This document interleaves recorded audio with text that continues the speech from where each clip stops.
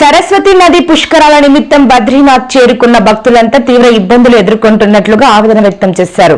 కనీస సౌకర్యాలు లేవని ఉత్తరాఖండ్ ప్రభుత్వం పట్టించుకోవడం లేదని బాధని వెళ్లిబుచ్చారు.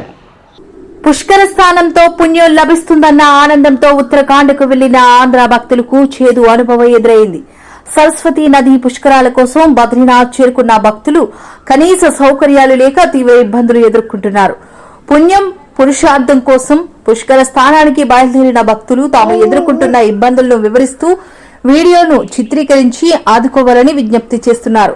కాకినాడ, తుని, నర్సీపట్నం, రాజమండ్రి, విశాఖపట్నం నుంచి సుమారు 1000 మంది భక్తులు పుష్కర స్థానానికి రావడం జరిగిందని, వసతి, కనీస సౌకర్యాలు లేక బద్రీనాథ్ వద్ద ఇబ్బందులు ఎదుర్కొంటున్నామని ఆవేదన వ్యక్తం చేశారు. ఆంధ్ర రాష్ట్ర ప్రభుత్వం చొరవ తీసుకుని తమను ఆదుకోవాలని కోరుకుంటున్నామన్నారు. ఏపీ నుంచి వచ్చాం, 7 గంటలకు వచ్చాం, లైన్లోకి వచ్చాం. ఇప్పటికీ దర్శనం అవ్వలేదు.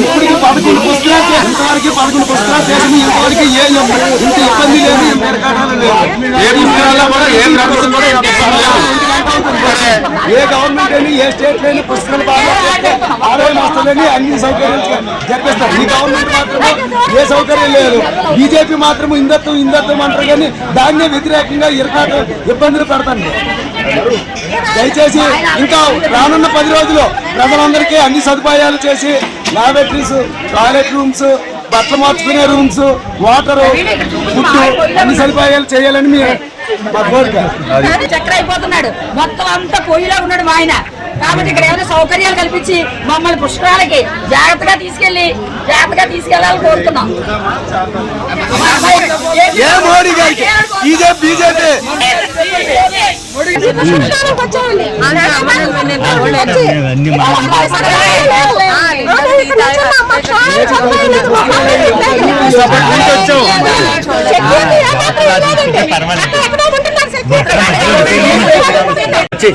పొద్దున్న 7 గంటలకు వచ్చాను క్యూలోకి. సరైన ఏర్పాట్లు కానీ ఏమీ లేవు. ఒక స్నానం చేయడానికి కానీ బాత్రూమ్లో కానీ ఇక్కడ ఏమైనా స్పెషలిస్ట్ కల్పించలేదు గవర్నమెంట్. ఏంటి మరి అర్థం కావట్లేదు. పొద్దున్న 7 గంటల నుంచి వరకు క్యూలోనే ఉన్నాం. కనీసం నది దగ్గర కూడా ఇంకా వెళ్ళలేదు. ఇంకా అక్కడికి ఈ క్యూలో ఇంకా కనీసం 2 hours 3 hours పడుతుంది అంటే అది క్యూ లైన్ ఏం బాగాలేదండి. ఏ టాబ్లెట్ ఏమంటారు పంపించే వాళ్ళు ఎవరు లేరు. తిరిగి వెళ్ళిపోతున్నారు కొంతమంది.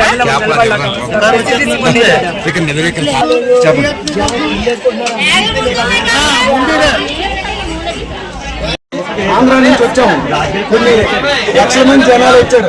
ఏ ప్రభుత్వం ఎన్నో పుస్తకాలు 11 పుస్తకాలు చూసాము. ఇంతవరకు ఇంత జనాలు, ఇంత ఇబ్బందులు, ఇన్ని సమస్యలు ఎప్పుడు రాలేదు. పంతులు మూర్చపోయి పడిపోతుండ్రు, భక్తులు మూర్చపోయి పడిపోతుండ్రు. లేవు. గవర్నమెంట్ అసలు పట్టించుకోవట్లేదు. ఒక క్యూ లైన్ లేవు, ఒక సదుపాయాలు అనేవి ఏటీ లేవు. ప్రజలకి వాటర్, కనీసము నిలవడానికి నీరు లేకుండా ఉంది. ఇదే ప్రభుత్వము ఏ రాష్ట్రంలోనైనా సరే పుష్కరాలంటే కొన్ని లక్షల కోట్ల ఆదాయం వస్తుంది. ఆదాయం వచ్చినప్పటికీ కూడా ఈ ప్రభుత్వం పట్టించుకోవట్లేదు.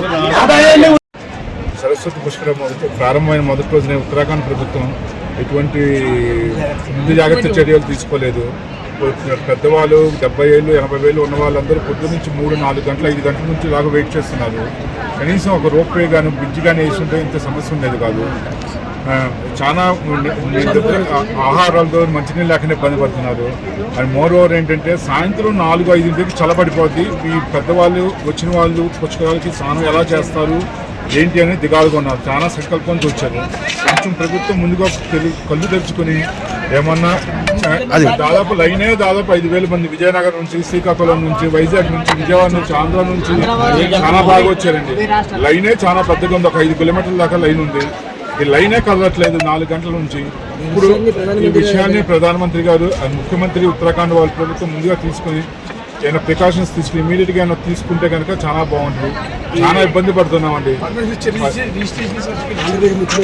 రిజిస్ట్రేషన్స్ ఇచ్చినప్పుడు కానీ ఉత్తరాఖండ్ ప్రభుత్వం సరస్వతి పుష్కరాలకి, బద్రీనాథ్కి యాత్రకి పర్మిషన్ ఇచ్చినప్పుడు ఇంతమంది వస్తారని తెలిసినప్పుడు దానికి తగ్గట్టు జాగ్రత్తలు ఏమి తీసుకోలేదు, అలా వదిలేసింది. కానీ బీజేపీ ప్రభుత్వం చాలా బాగా చేస్తుందనే ఉద్దేశంతో మేము ముందుకు వచ్చాం. కానీ ఇక్కడ మా కొన్ని నిరుత్సాహపరిచింది. దయచేసి ఇమీడియట్గా ముఖ్యమంత్రి గారు, ఉత్తరాఖండ్ ప్రభుత్వం ముఖ్యమంత్రి గారు, ప్రధానమంత్రి గారు ముందుగా దీన్ని ఇమీడియట్గా ఆర్డర్ పాస్ చేసి కొన్ని జాగ్రత్తలు తీసుకున్నారు. దయచేసి విన్నవించుకుంటున్నాం.